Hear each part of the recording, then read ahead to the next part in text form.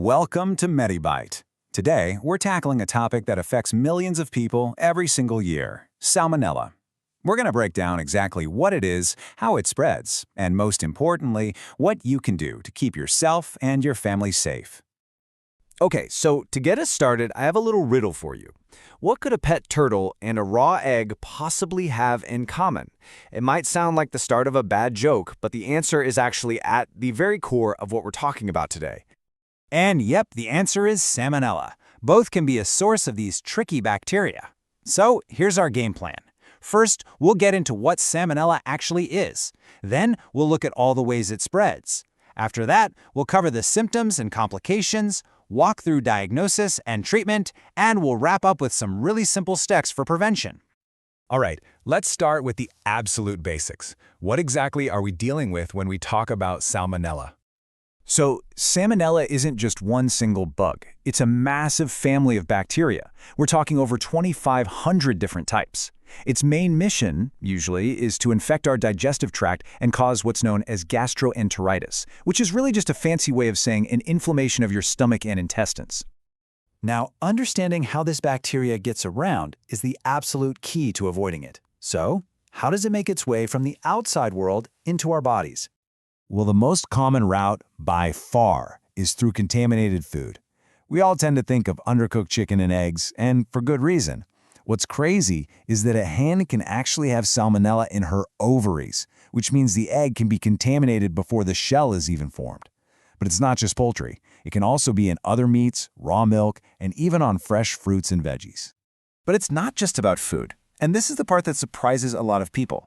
A huge number, up to 90%, of pet reptiles, we're talking snakes, lizards, and turtles, can carry Salmonella without showing any signs of being sick themselves. This is a massive and often overlooked source of infection right in our own homes. Now, while anybody can get sick from Salmonella, some of us are definitely more vulnerable. You see, our stomach acid is an amazing first line of defense.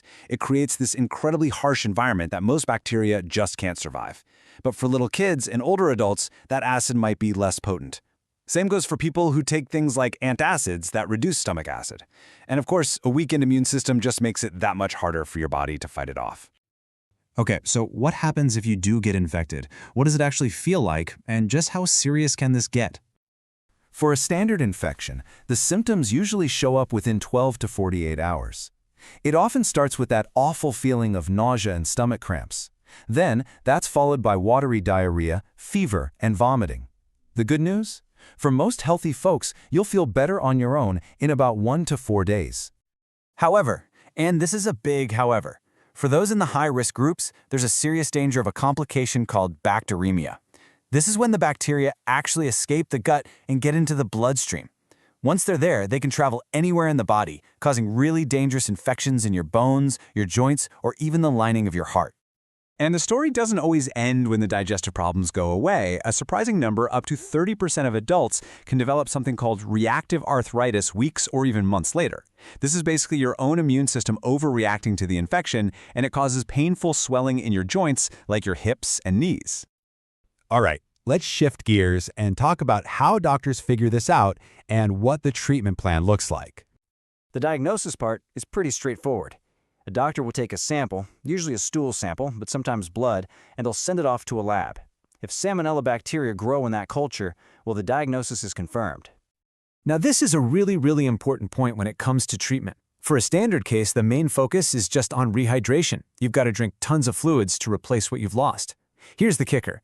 Antibiotics are generally a no-go. They don't really shorten the illness and can actually make you carry the bacteria around for longer. But for those severe cases we talked about where there's a risk of bacteremia, antibiotics are absolutely essential to knock out the infection. This brings us to the most powerful section of all, what you can actually do to prevent a Salmonella infection from ever starting. And honestly, prevention really just boils down to good hygiene and being smart with your food. Cook your meat and eggs all the way through. Be careful with things that might have raw eggs, like homemade Caesar dressing. Wash your fruits and veggies well, and always wash your hands, your knives, and your cutting boards after they've touched raw meat. And of course, wash your hands with soap after you handle any pets, especially those reptiles. And on that note, here is a very direct and important recommendation from medical experts, especially for families. Because that risk is so high, young children just shouldn't be handling reptiles or amphibians, and you really shouldn't have these animals in the same house as an infant.